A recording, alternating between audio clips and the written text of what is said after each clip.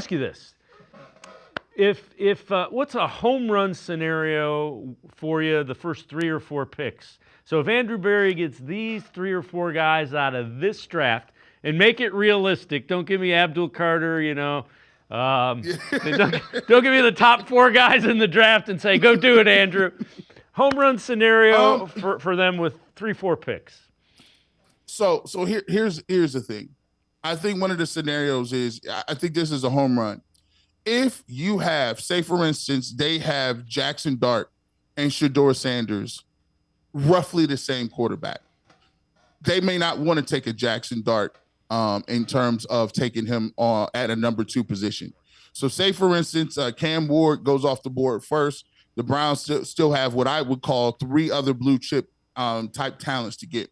If you're going to trade down, under no circumstances are you trading down lower to if you can't get either Shedeur Sanders, Abdul Carter, or Travis Hunter.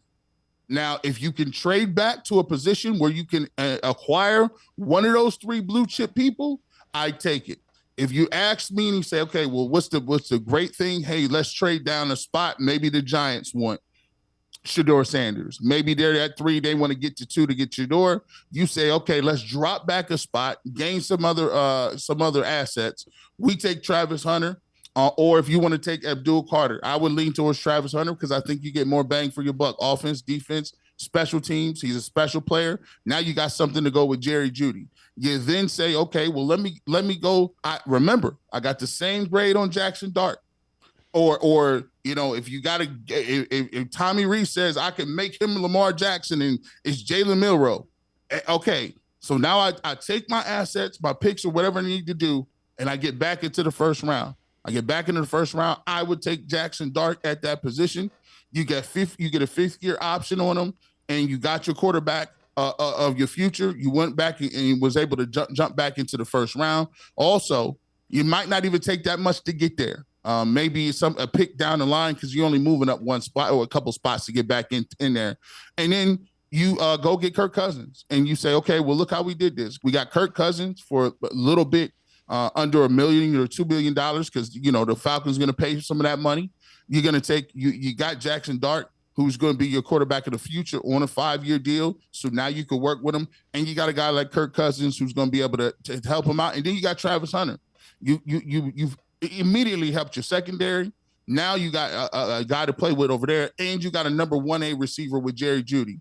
If they can come out of that and you still got 2 third-round picks, not to mention what other stuff they got later in the draft, I think that's a home run.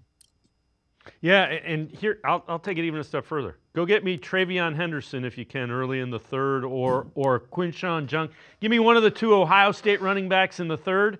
Now we got some playmakers on the offensive side of the ball.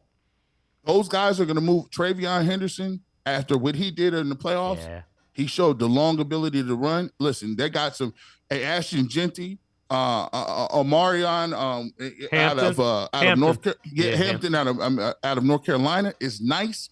The kid from Iowa is nice. There's going to be 3 running backs, I believe, taken in the first round. And don't be surprised if the Cleveland Browns take a running back early. Nick Chubb, he's going to hit free agency. I don't think they're satisfied with Jerome Ford to see him as a feature back. I'm telling you, watch for Cleveland Browns getting one of those backs. And if they get Travion Henderson, now we cooking.